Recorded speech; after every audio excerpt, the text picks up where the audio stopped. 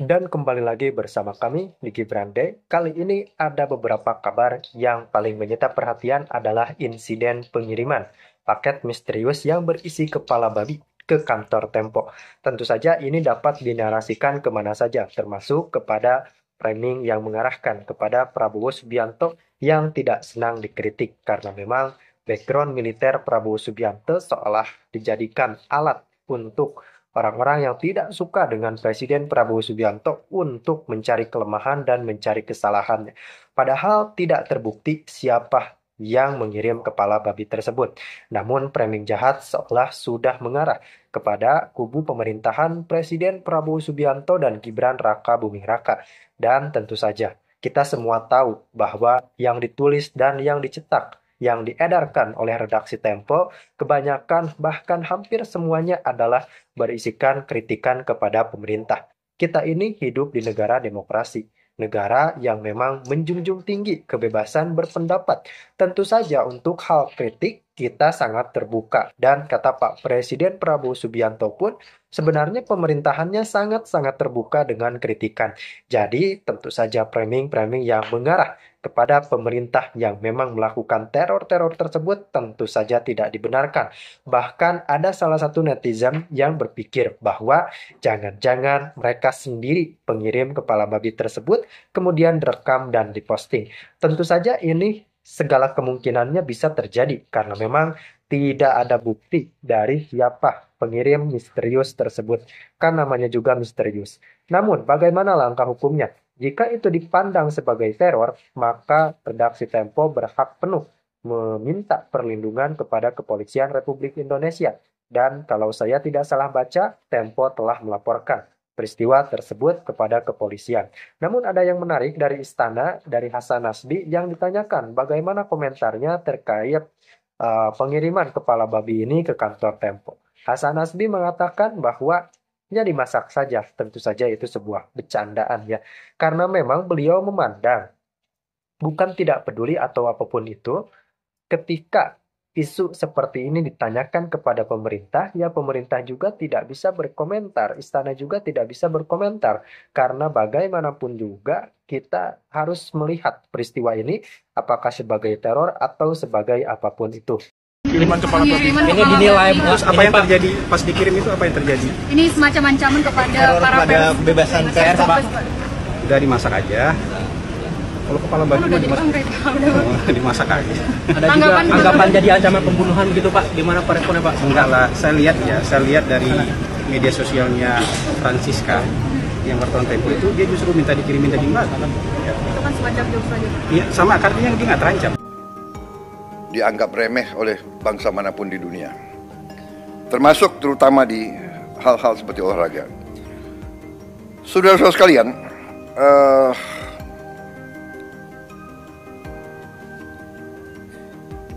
banyak sekali yang sudah kita laksanakan semenjak sidang kabinet yang lalu. Mungkin karena banyaknya inisiatif kita, banyaknya terobosan kita, banyaknya kebijakan kita, mungkin narasi ke rakyat mungkin kurang sempurna, kurang intensif. Ya, ini saya kira perlu kita perbaiki komunikasi kita kepada rakyat. Ya, saya juga terus terang aja sangat terkesan dengan banyaknya kebijakan yang bisa kita keluarkan dalam waktu singkat. Dan ini karena kerja keras para menteri, para wakil menteri, para kepala badan. Saudara-saudara, salah satu yang utama yang harus saya sampaikan adalah bahwa di saat bulan-bulan ini, apalagi menjelang Ramadan dan Idul Fitri, kondisi pangan kita aman, kondisi pangan kita cukup terkendali. Saudara-saudara, ini jangan dianggap hal yang ringan. Kita negara keempat terbesar di dunia. Jumlah penduduk kita sangat besar. Dan bertahun-tahun kita selalu khawatir dengan keamanan pangan kita. Kita selalu khawatir kita harus import. Alhamdulillah tahun ini produksinya sangat baik dan saya monitor harga-harga sampai hari ini terkendali. Mungkin harga cabai rawit yang agak naik beberapa saat yang lalu, mungkin sekarang sudah mulai turun ya. Tapi saran saya jangan terlalu banyak makan terlalu pedas. Saya waktu muda sukanya pedas sekali, sekarang dokter melarang saya makan terlalu pedas. Yang muda-muda silakan. Jadi kita bersyukur ya, semua pihak yang bekerja keras ya, saya mau ucapkan terima kasih semua pihak di bidang pangan, pertanian yang mendorong hal ini. Pangan adalah yang paling utama ya. Harga saham boleh naik turun, pangan aman, negara aman. Sudah. Ya.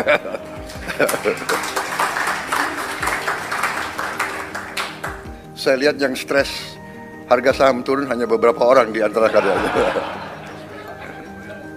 Marwar, siapa lagi itu? Tranggono, mana Tranggono? Tranggono. Oh, duduk sebelahan itu. Ini, mana lagi ya? Kalau Budiman enggak, Budiman tenang aja karena enggak punya saham dia.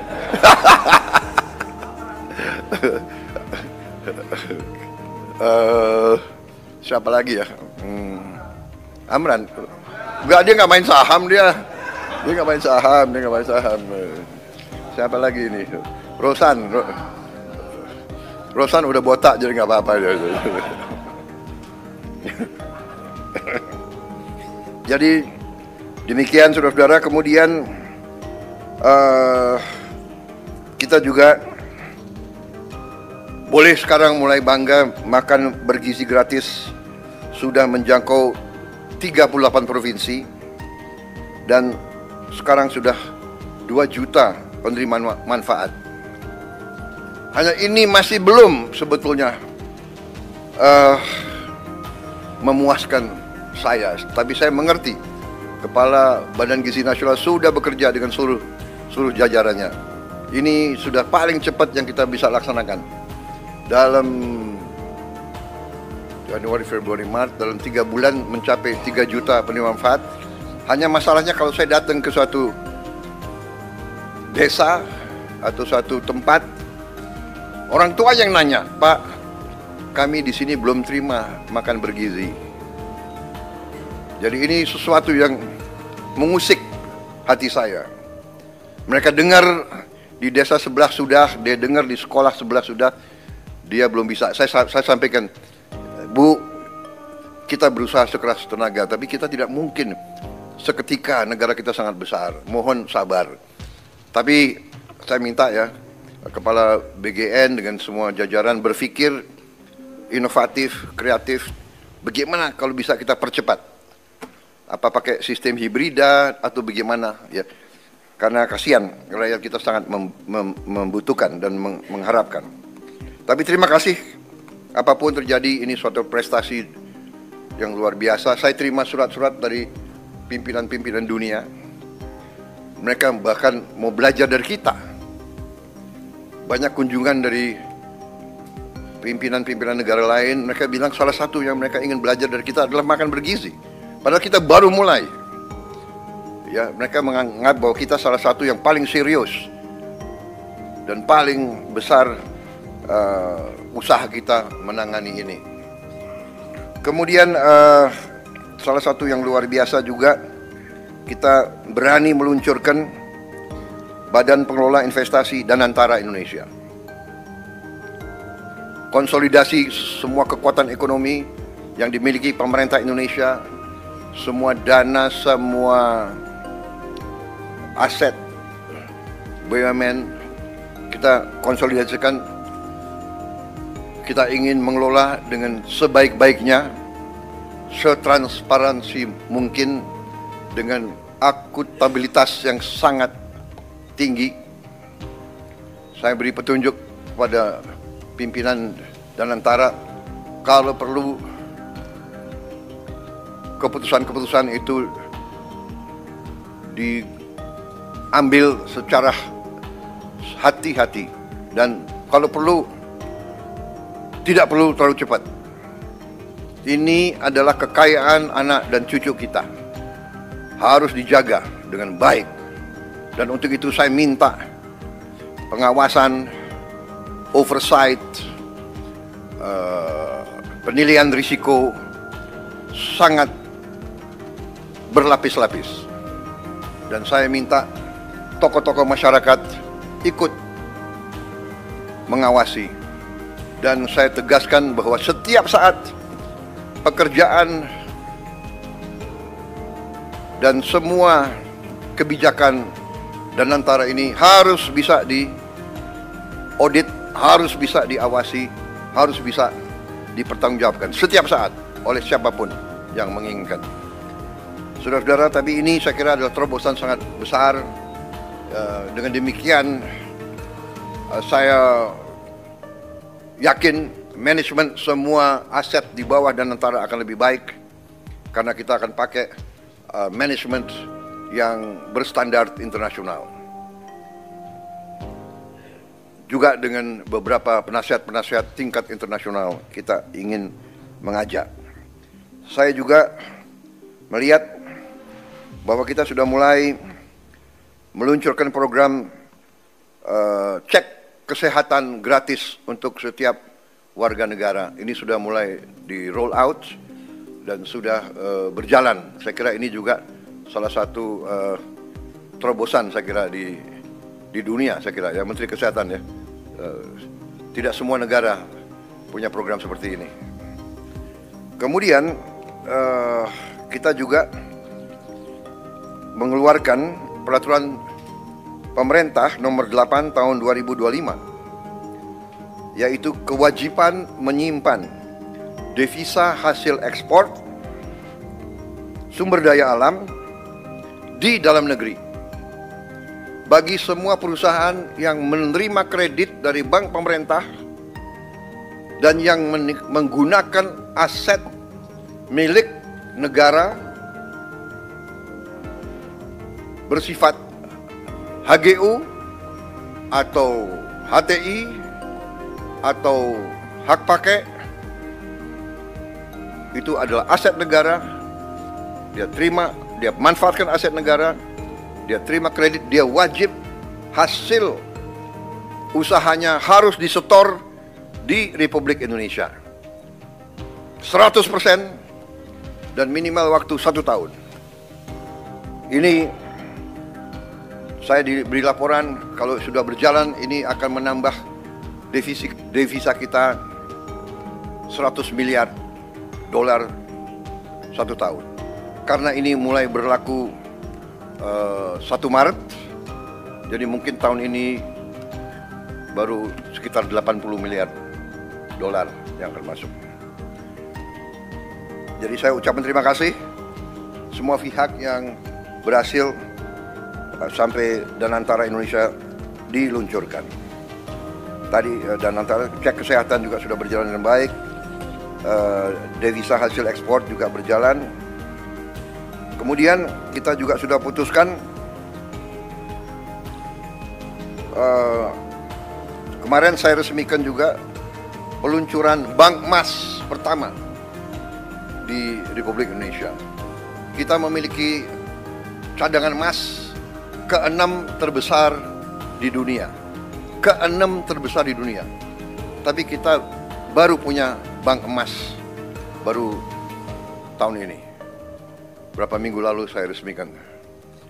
Jadi juga terima kasih semua pihak yang akhirnya kita sekarang punya bullion bank, bank emas, sehingga rakyat bisa menyimpan emasnya di Indonesia dan tidak di negara lain. Ada negara lain tidak punya satu pun tambang emas, tapi dia punya Bank Mas, kan itu aneh itu. Kemudian saudara-saudara, kami sudah putuskan juga untuk membangun tahun ini, kita harap segera akan mulai dibangun 200 sekolah rakyat berasrama untuk SD, SMP, SMA berasrama, dan ini sekolah berasrama ini diperuntukkan untuk kaum yang kurang mampu khususnya. Jadi kita dengan ini kita hendak memutus mata rantai kemiskinan. Anak orang kurang mampu, anak orang miskin tidak boleh miskin. Katakanlah bapaknya sekarang pekerjaannya sangat sederhana, dia umpamanya tukang pemulung, anak dan cucunya tukang pemulung tidak boleh jadi tukang pemulung. Dia harus kita berdayakan. Ini rencana kita, dan kita akan bangun tahun ini 200 sekolah berasrama tersebut. Satu sekolah akan terdiri, kita harapkan 1000 murid.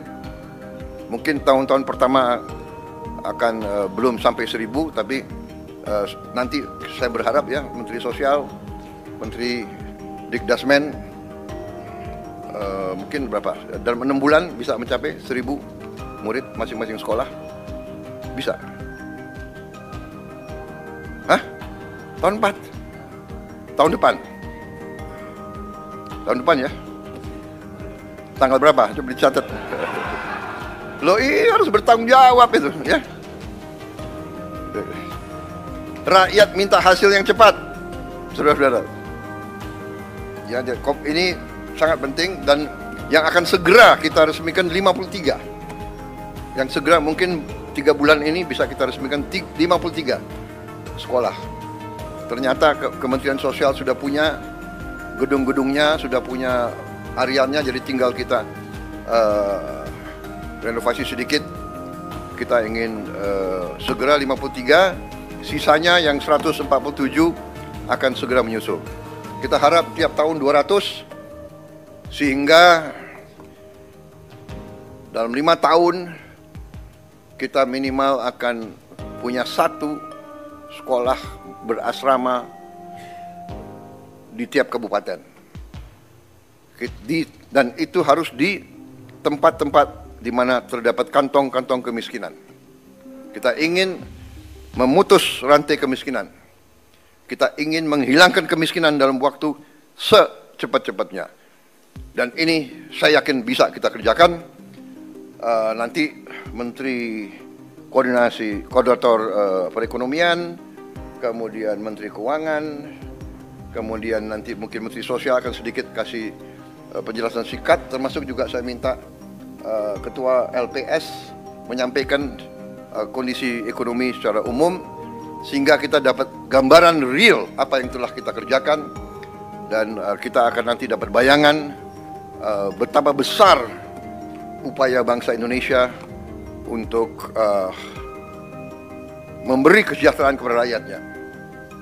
Dan berkali-kali saya katakan, ini bukan hanya prestasi kita, ini adalah kerja keras presiden-presiden sebelum kita, menteri-menteri kabinet sebelum kita. Tidak ada pembangunan bangsa yang bisa dikerjakan dalam 5-10 tahun. Pembangunan bangsa Indonesia ini adalah perjuangan lama. Mulai dari tahun 45 dan seterusnya, ada naik dan turun, ada krisis, ada hambatan, ada gangguan-gangguan negara asing berkali-kali, ya kan?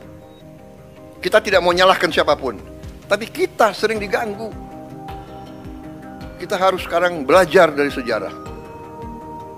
Kita harus belajar. Dan sekarang kita semua unsur harus berjiwa besar. Kita atasi perbedaan dengan musyawarah. Kita terima kritik dengan besar hati, tapi kita jangan mau diadu domba. Kita harus bekerja dengan baik untuk rakyat kita. Saudara-saudara, Kemudian salah satu juga keputusan besar kita adalah kita dalam waktu dekat